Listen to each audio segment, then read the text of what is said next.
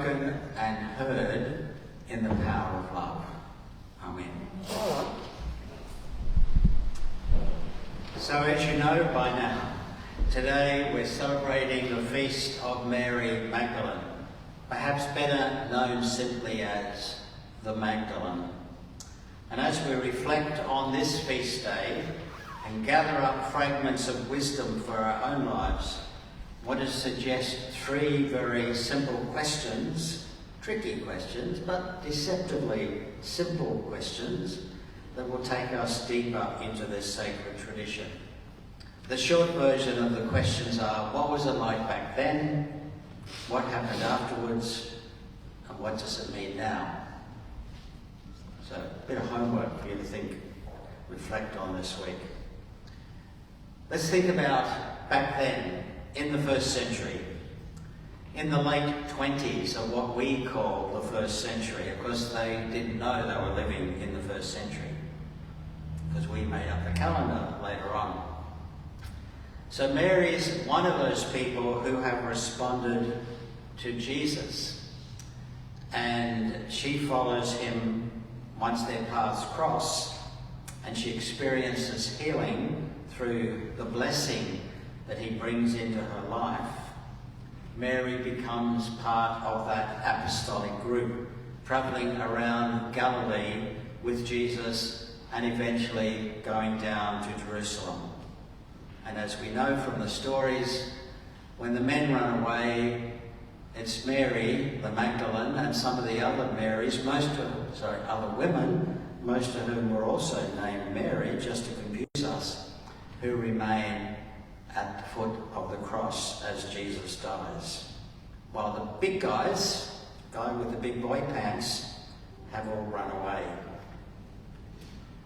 As I've already tripped over in a sense, Mary was a very common name for Jewish girls in the time of Jesus. Half the Jewish women at the time were named in honour of Miriam, or Mariamne, or Mary, the sister of Moses. And like Moses' sister, Mary the Magdalene was a woman who stood out from the crowd.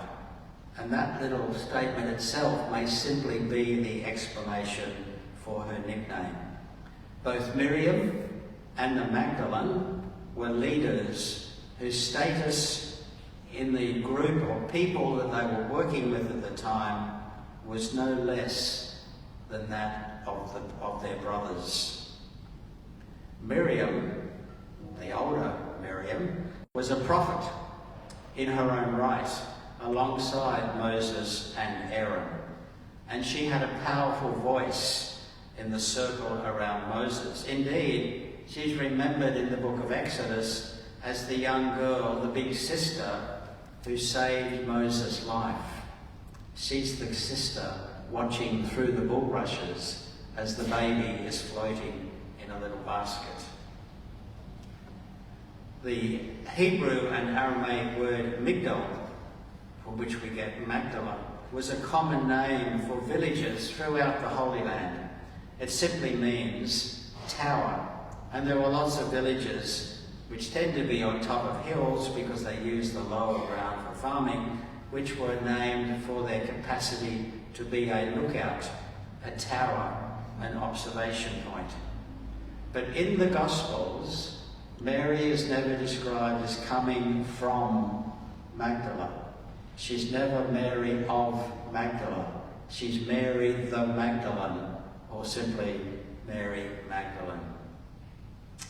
Magdalene, tower, seems to have been a nickname given to Mary by Jesus, just as he gave other nicknames to people like Shimon, who we call Rocky, or Peter, and to James and John, the sons of Zebedee, who he called Boanerges, Thunderboys. They were a bit outspoken and their mouths were faster than their brains. In some way or other, Mary stood out from the crowd. She was a tower among the disciples, just as Simon was the rock around which Jesus built his first community of followers.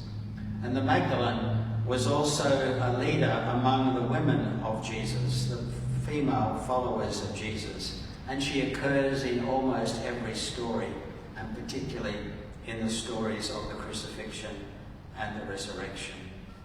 Just as Miriam had led the women of the Old Testament in their dancing and singing, the Magdalene was a leader amongst the women. She was, if you like, the very first Mothers Union president. Most significantly, the Magdalene was the disciple to whom Jesus first appears after his resurrection. And she's honoured in the church when we stop dishonouring her. She's honoured in the church as the apostle to the apostles, the one sent by the risen Lord with the good news of resurrection for the male disciples. So what happened? How did Mary get on after Easter? The Magdalene was a towering figure among the disciples of Jesus, although the male-dominated church that emerged in the following 100 years or so did not know what to do with this woman, this strong and feisty woman at the very heart of the apostolic community. The church often has trouble with strong and feisty women, don't we? So she was silenced and she was sidelined, as many women have been by the male church over the 2,000 years between the Magdalene and us. She was overlooked and pushed aside as early as the time of Paul. So Paul's earliest letters, things like Galatians and 1 Thessalonians, are written within 20 years of Easter Day. And Paul never once mentions Mary. He refers to James and Peter and John in fairly sarcastic terms as those so-called pillars of the church, but Mary isn't even worth an insult. She's just not listed. She's overlooked, condemned with silence. But Mary had her day. After the letters of Paul were done and dusted and the other epistles are written, then the Gospels get written. We tend to think of them as being the other way around because of the timeline, but the Gospels come after the letters in terms of literature. And the early church remembered Mary when they told the stories of Jesus that we have in the Gospels. And her legacy continued on with some of the other documents that are beyond the boundaries of the New Testament. Sorry, I just touched the wrong bit on the screen and my words vanished. So there are traditions have survived, and thankfully many of them are in the Gospels themselves. And although she was written out of the story by the 2nd and 3rd century church leaders, all of them blokes, of course, her memory has survived. As Jesus said in one of the stories, what she has done will be told in remembrance of her, rather like the words over the bread and the cup.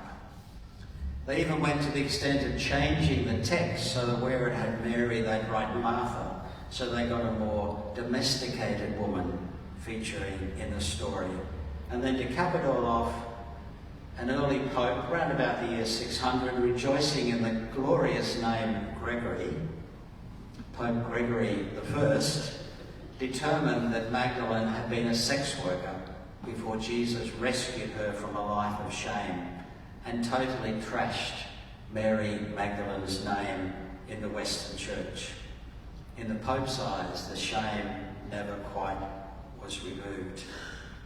And yet, despite all that, here's another interesting thing. Not only did Mary Magdalene survive, or memories of Mary survive in the Gospels, but devotion to the Magdalene survived in that little island off the western coast of France, which we know as Great Britain.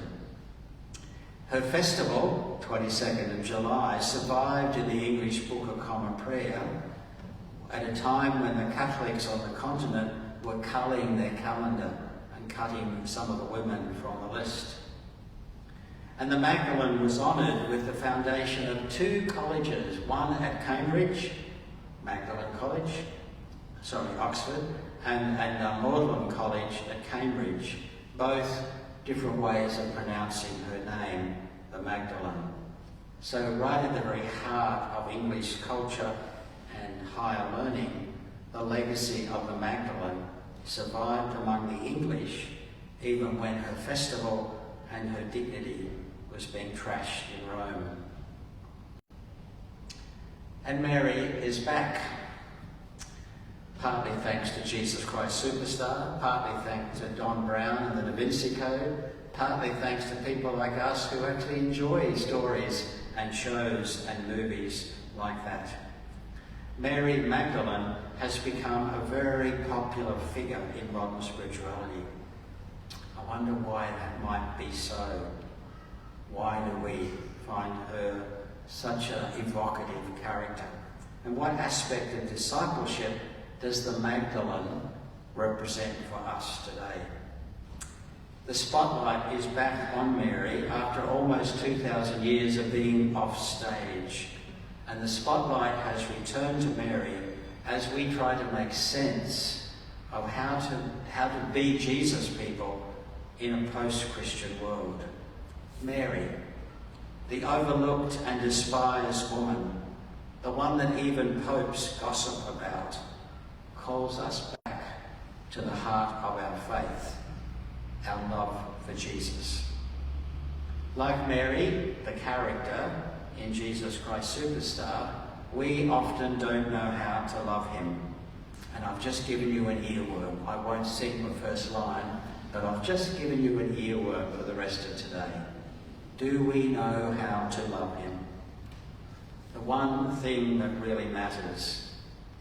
Not our complex system of beliefs, not our volumes of canon laws and parish regulations, not our beautiful buildings and amazing charitable institutions, not the size of our membership around the world, nor the eloquence of our preachers.